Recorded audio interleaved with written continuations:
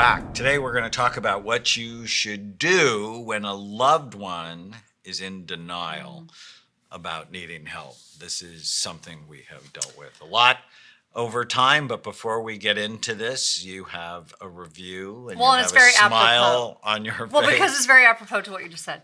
So this is from Lloyd of Rochester. Lloyd's of Rochester. Okay. So thank you for your podcast.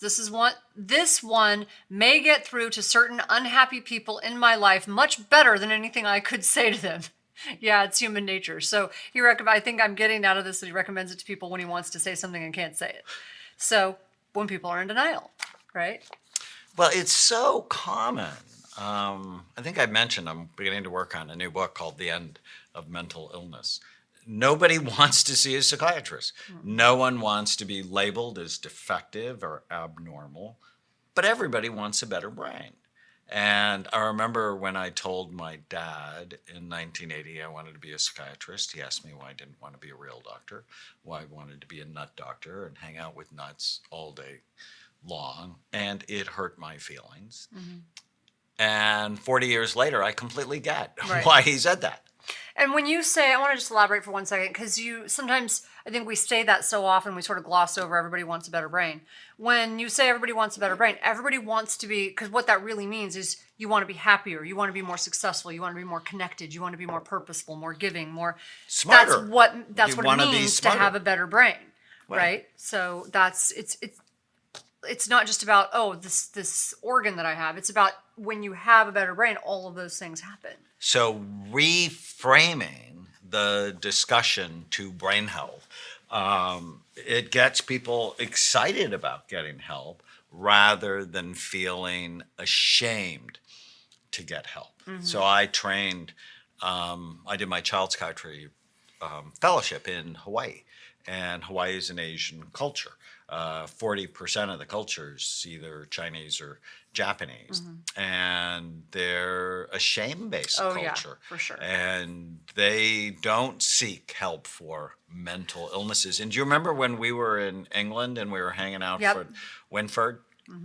And he said, if you go see a therapist or a psychiatrist, they really look down on you. That you're daft, weak. Is what he said. And my friend from China, I just had lunch with a friend from China, and she was struggling with some things with her kids, and she said to me something very interesting. I was saying, well, have you tried this or this? And she said, oh no, we don't talk about that in our culture. And she's from China, so she's not American Chinese. And so I said, what do you mean you don't talk about it? She said, no, we are all about success and power. Success and power. You don't talk about anything that has anything to do with Which is why there's a high weakness. suicide rate. Right. And why why they're struggling. She's like, and she's very evolved. She's very self-evolved, but she's having a hard time verbalizing this with the rest of her family. And like many Asian people, they'll do anything for success and power for their children. Right. And so if we just reframe the discussion from mental health to brain health, well, they'll do anything. Right. To give their child an advantage. And I mean, that's really what we talk about here on the Brain Warriors Way. How can we give you a competitive advantage?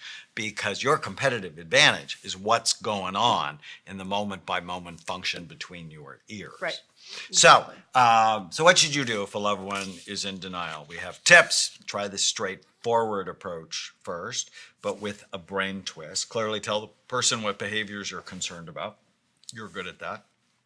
Tell him or her what the problems may be, that the problems may actually be due to a brain that may not be firing right. And so many people, they lead people to my TED Talk, Change Your Brain, Change Your Life, that I think it's got 2 million views. And it really reframes the discussion. Give the loved one information, so books, videos, articles. If you bring it up and they just deny it, plant seeds. I love what you call it doing a drive-by. Doing a drive-by, right, a little hit and run. So, say something and then don't say it again, because don't ruin the relationship over it, because if you ruin the relationship over it, you have no influence. and I am about manipulation and influence. A little Machiavellian in me. So protect the relationship, give them new hope. And there comes a time when you have to say enough is enough. That if somebody's not going to get help, you don't have to stay with them I don't have a problem for long enough, because we cannot force Nope. I people have no problem with that. into treatment. But it's giving them that different spin on mental health issues. Well, and I think if I could add something to that, because I've sadly been through this a lot with several people in my family. One thing, if there's anything, I mean, I have no problem with the drawing boundaries part, 0 zip, because I've had to. Sadly, I've had to. Just for my own sanity, I've had to, growing up. But there are some relationships, like you said, you're just not willing to blow up. You're not willing to let go of, whether it's a parent or a child or whatever. And so the thing that I've sort of learned is meeting people where they're at. Like, I come home, like you said, like, you're my person. I come home and I'm like, and so we talk about it, and you help me sort of like, deal with it personally, but not so much blow up that relationship. And then what I try to do is meet them where they're at and find a way to gain rapport with them, and then find the right time to say it in a way that they can hear it. Because if you try to say it at a time they can't hear it, it's just not ever going to get through. And there are ways to say things, and there are ways to say things. Right. Right? So is it done with empathy and love and thoughtfulness, or are you just dumping on them? Right. And there are times, like, literally, I mean, your thing you told me, you're like, I think you need to go to karate and just go beat something up. And it's just true. I mean, you have to have a way that you don't take it out on the person. So a healthy way, a healthy outlet for yourself, because it's frustrating, right? So have a healthy outlet. So talking to you, going to karate, like having my little nest, that is safe. Like, those are things that I do that keep me from just like going crazy. Well, and I remember for so many years, my dad wouldn't get healthy, and that made me sad because I love him. And, like, called me a nut doctor, and then when I got healthy, he called me a health nut. And then he said, "What's with you and the nuts?" You're like, nuts are good for you. But because I consistently lived the message of Right. my life, when he got sick, he said, "I'm tired of being sick. What do you want me to do?" And so I didn't blow up the relationship when he didn't do what I wanted him to do when I wanted him to do it. I mean, literally, it's 20 years later. Yeah. But because I'm consistent, I'm loving, I live the message of my life, that when he needed me, he trusted me. Yeah, no, I've been through that with family members too, even just recently. So, and I think the thing you're really good at is being assertive, and persistent in a loving way.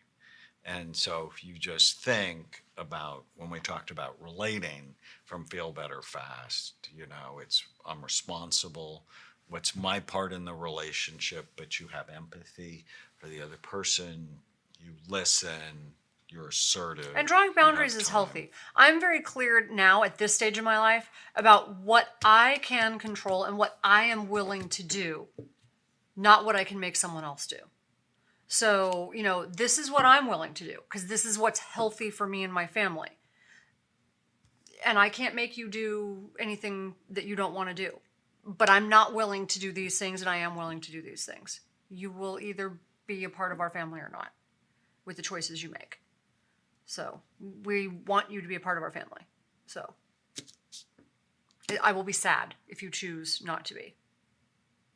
So if you have someone in your life that is struggling, get them a copy of Feel Better Fast and Make It Last, or Change Your Brain, Change Your Life, or if you think they have ADD, Healing ADD, all of these resources we create for you. Stay with us. Use the code podcast10 to get a 10% discount on a full evaluation at amenclinics.com or on our supplements at brainmdhealth.com. Thank you for listening to the Brain Warriors Way podcast. go to iTunes and leave a review, and you'll automatically be entered into a drawing to get a free signed copy of The Brain Warrior's Way and The Brain Warrior's Way cookbook we give away every month.